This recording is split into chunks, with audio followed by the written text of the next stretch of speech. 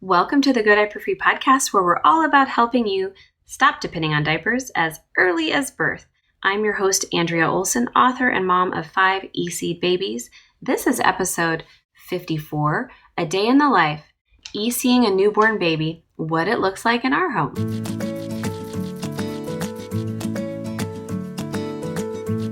So hi, welcome you guys. Good to see you again. We have a new three episode series right now that starts today. I'm going to cover what it looks like a day in our life, ECing a newborn. Next week will be a mobile baby, and the week after that will be a young toddler. Just to show you what the rhythm and the whole day looks like in our house as we've done EC with 5 babies from birth. So let's start with the newborn today. Hopefully you can take away some stuff from today's episode and feel encouraged if you are pregnant or if you've got a newborn. This basically includes babies that are pre-mobile, and then mobile babies we'll talk about next week. So each phase and age is special and wonderful and doable. So here goes. So in our home, we like to co-sleep. With my first baby, I co-slept all night for 2 years and was really worn out. So with my second, third, fourth, and fifth babies, I chose to co-sleep just until I felt safe that the baby was well enough in their body and able to really move their head from side to side really well, that I felt safe putting them in their own crib with the monitor in their own room. And also when I would start to come into our room, it's funny, in our house lately, we've been calling it quiet parenting, trying to do a quiet road trip or quiet movie night or something. I mean, it's really hard to be so quiet all the time because somebody's always sleeping in our house.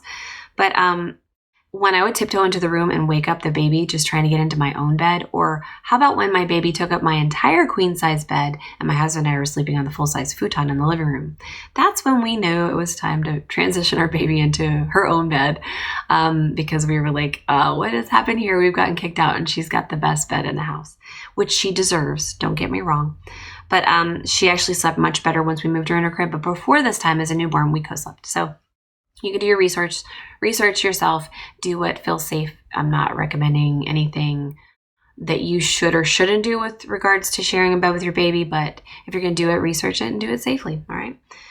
So in our life, in our home, baby wakes up, my newborn baby wakes up in the morning, and I know from experience, I know that I need to pee when I wake up. I know that the antidiuretic hormone wears off, our bladders fill.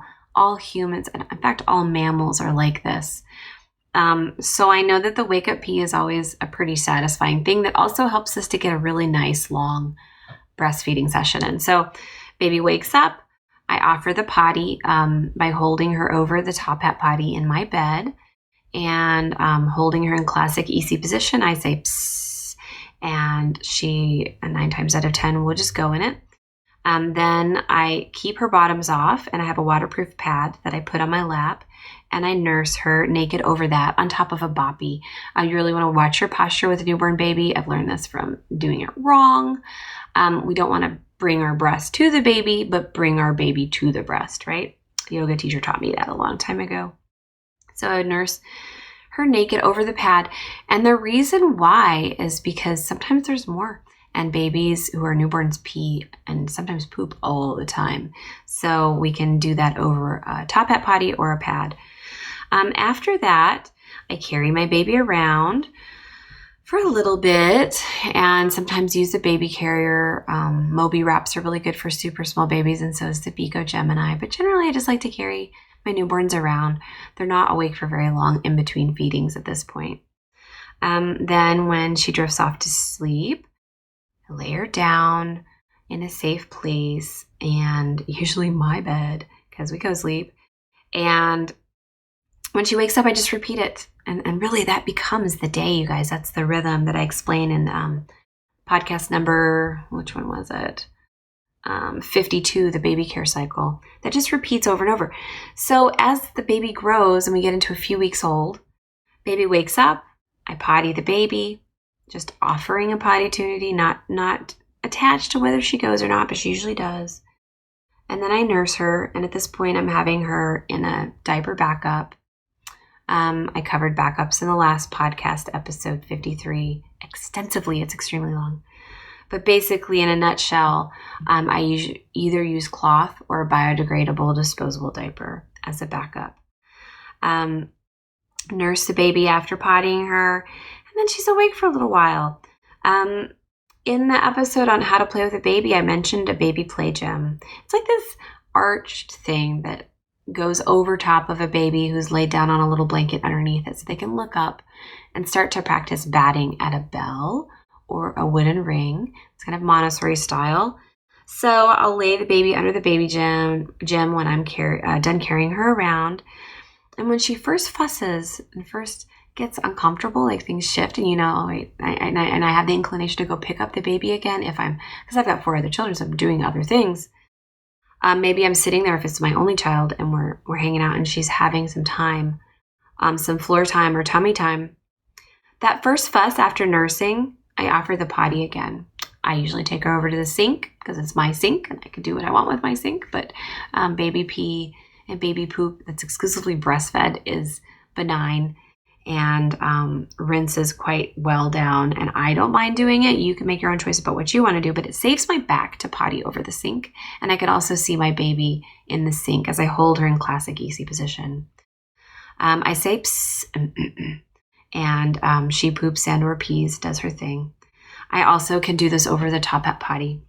I do sell those at tinyandies.com if you don't have one and need one because it's really good for a newborn baby. Maybe we're going to have a bath next. So I would offer the potty before the bath. Usually at this age, the bath is in the sink.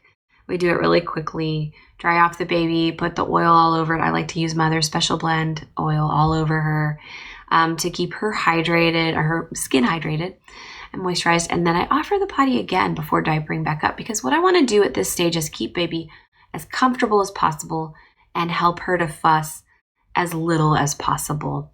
Every fuss or cry at this age, per Dr. Sears, and every mom I know can attest to this, that it's a signal, it's a communication. It's just the only way they know how to communicate. So I have my ear out for that. I'm also spending a lot of time skin to skin and really with the baby at this time. Then baby gets sleepy again. I lay her down. She goes to sleep. Sometimes I used to nurse to sleep all day, every day with my first and second babies, but I no longer do that with my second, third, and fourth babies, or third, fourth, and fifth babies and I actually started to learn that with my second baby. If you don't get them into the habit of nursing to sleep all the time during the day, and you just try different ways, just a couple of times during the day to vary it, like rocking or shushing or just holding till they fall asleep and then putting them down, then at night they actually sleep better because they're not just expecting to be nursed to sleep all the time and waking up to nurse all the time. That's just a little something I read in a book called Baby Wise. I don't like how it talks about cry it out, but I do like the things it talks about teaching your baby how to sleep in other ways during the day so it helps at nighttime. So yeah, back to this whole cycle. Baby would then sleep and wake back up, and we would do it all over again. Surprise. So a day in the life of ECing a newborn can look kind of mundane and kind of boring. She wakes up. I offer her the potty. I nurse her. I carry her around. Maybe we do some playtime under the baby gym. Maybe we go outside and take a walk. Maybe we get in the baby carrier and do that. The first fuss after nursing I offer, and usually that's when she wants to go back to sleep. If I notice her bearing down at any time during the day with a newborn pre-mobile baby, you have a lot of time to get them to the potty. Gently say, wait, go over there and have them poop in the toilet or on the top hat. At night, we would do the same kind of cycle. She'd wake up in the bed next to me. I'd feel her wriggle. When she'd wriggle and not settle back to sleep and really want to wake up, I would offer her the potty and the top hat potty in the bed, not getting up, dim the light, and then put the diaper back on and sideline nurse her back to sleep. So this is the day in the life, the evening in the life of the baby with doing EC with a newborn. Now, other things that could happen during the day, outings. We definitely start to get out and about. I mean, I started at the second day. I went to the store, but I just, it's my fifth baby. With my first one, I don't think I left the house for like 3 weeks. But things need to happen when you have more babies. Going to the gym. So we started CrossFit when I was 4 weeks postpartum. you have to get the clearance from your doctor if you have one, or do the research to figure out when you can start working out. But for me, that was good. And I also started physical therapy at the same time for pelvic floor stuff, which I highly recommend to everybody. But going to those places, I would bring the baby with me, obviously. I would go shopping, I have to get groceries, things like that. Life goes on, and we integrate and learn how to do it with the baby, right? The key for all these outings, a day in the life of any time I'd go out with the baby, is every time she wakes up, wherever we are, I potty first, and then I nurse. And then I put her in a baby carrier or in a stroller, in her car seat in the stroller, or back in the car seat, and move on. With the day, the first fuss after that, I would offer if I can. If I can't, I would shush. But at this point, with 5 babies and doing this so much, I feel better about offering. So I keep my Top Hat potty in the stroller or in my diaper-free bag and carry it with me. So outings, same as at home. Every wake up, I just potty and then nurse. First fuss, I go again. Any bearing down, I definitely pause to potty because I don't want to have to clean that up, and don't want her to be fussy or uncomfortable, right? Receptacles I use are the sink, the toilet, and the Top Hat potty at this point. The clothing I use for EC at this point is just everything that I've had. It's hand-me-downs, secondhand stuff from my mother, a few new things that I got, but generally just a onesie with 3 snaps, with pants, with feet sewn into them. The diaper backup, cloth or disposable, which was a biodegradable. And then I have other kids, and they like to help. So how can they help? Well, they can help by, baby's waking up, they can help me take off the diaper. They can help by handing me the Top Hat potty. They can help by putting the Top Hat potty on the side table for me when she's done. Some of them can even help by lowering the rim of the potty cozy and dumping the potty for me.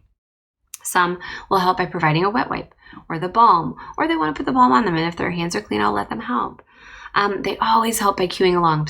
Or the other part of the day-to-day with a newborn, with my first especially, I did a lot of observation time because I was new to EC. With my 5th, I did hardly any observation time. I just would go wake up, potty, nurse, repeat. But during this time, I also, with my most recent baby, would definitely do some observation time, diaper-free time, especially under that baby gem, just laying her on a PUL-backed cotton sort of waterproof pad and have that diaper-free time in the morning, every morning. So after she became about 6 to 7 weeks old, we started to regularly do diaper-free naked time in the mornings. And she would fuss before wetting the pad usually. And I would pick her up and potty her and put her back under the baby gym. So this helped us to prepare breakfast, to get showers, things like that.